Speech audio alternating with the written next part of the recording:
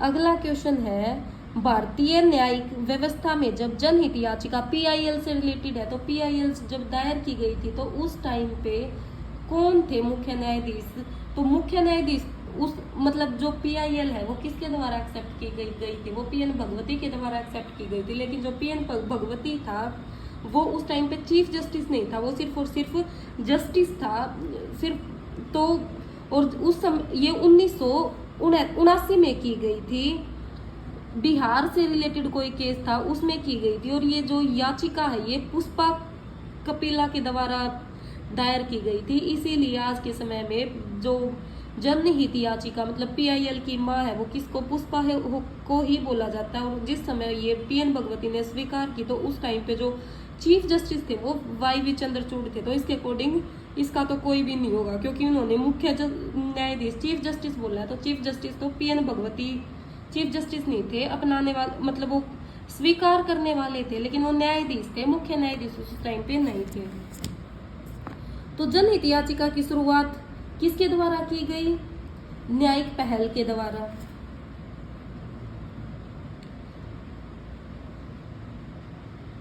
निम्नलिखित कथनों पर विचार कीजिए।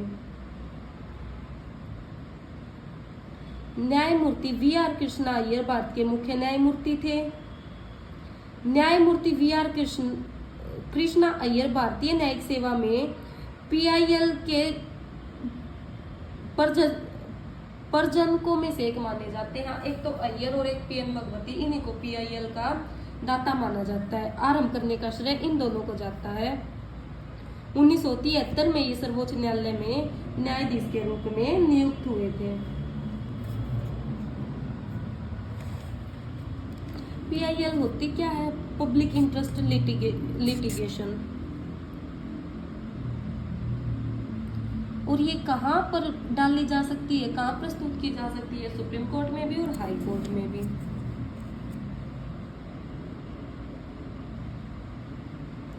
अगला क्वेश्चन क्या कहता है कि जनहित याचिका जन सहयोगी नागरिकों को न्यायालय तक जाने की स्वीकृति देती है। हाँ, और जन सहयोगी क्योंकि जन सहयोगी व्यक्ति उस व्यक्ति के लिए न्याय मांग सकते हैं जो किसी कारण से न्यायालय में नहीं पहुंच सकते। कथन और कारण दोनों के दोनों सही है। डायरेक्ट इसमें सुप्रीम कोर्ट में मतलब जनहित याचिका के थ्रू हम जा सकते हैं, और वो लोग उन लोगों के लिए भी जाया जा सकता है जो खुद नहीं जा सकते, खुद जाने में असमर्थ है।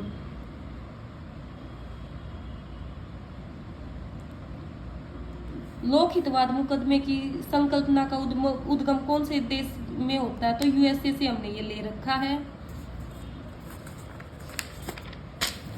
अगला क्वेश्चन है,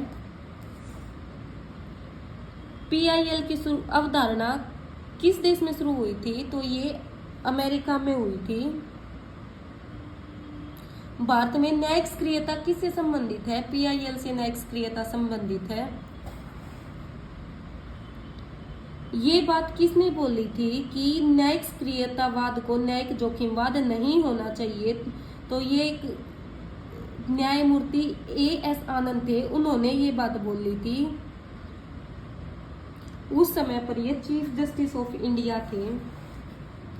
अगला क्वेश्चन है, सितंबर 2003 में न्यायालय के एक निर्णय में भारतीय समाज में महिलाओं की स्थिति को सुधारा गया था। तो किसके द्वारा किया गया था कि कहाँ पर ये केस था? तो ये सुप्रीम कोर्ट के द्वारा था। इस केस में क्या था? एक तो विजयलक्ष्मी बनाम पंजाब विश्वविद्यालय का ये केस था, और इसमें जो जज थे वो कौन कौन थे? एक तो एम.बी. शाह था और दूसरे ए.आर. लक्ष्मण थे। उन्होंने क्या बोला था कि यूनिवर्सिटीज में प्रिंसिपल के पद के लिए महिलाओं को पहले वरीयता क्रम में आगे रखना, ये जो आर्टिकल 14, 15 और 16 में समानता के अधिकार का उल्लंघन नहीं होगा, ये बात बोली गई थी इसमें।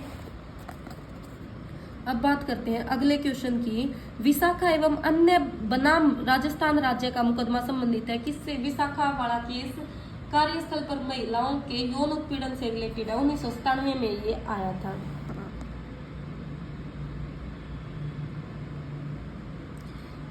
सुप्रीम कोर्ट ने किस मामले में ये पाया कि सीबीआई एक पिंजराबंद होता है? तो ये कोयला आवंटन घोटाले में इस सीबीआई को सुप्रीम कोर्ट ने पिंजराबंद तोते की संज्ञा दी थी। और एक ये समलैंगिकता का ये आज भी मुद्दा उठा हुआ है 2023 में भी, और ये क्वेश्चन है 2018 का। तो इसमें क्या था,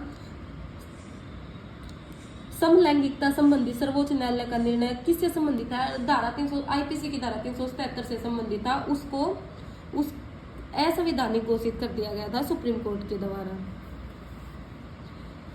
कौन से कानून में ये बात कही गई थी कि भारत के जो सुप्रीम कोर्ट की सारी कार्यवाही अंग्रेजी भाषा में होगी? तो ये भारतीय संविधान के अनुच्छेद 348 में बोली गई थी। इसमें ये उपबंध किया गया था कि जब तक संसद कानून बनाकर उसकी भाषा को चेंज नहीं करेगी तब तक सुप्रीम कोर्ट की सारी कार्यवाही अंग्रेजी भाषा में होंगी। ये थे सुप्रीम कोर्ट से रिलेटेड आज तक के वो सारे क्वेश्चंस जो यूपीएससी और स्टेट पीसीएस में पूछे गए हैं, या आज हमने ये सारे क्वेश्चन कवर कर लिए हैं।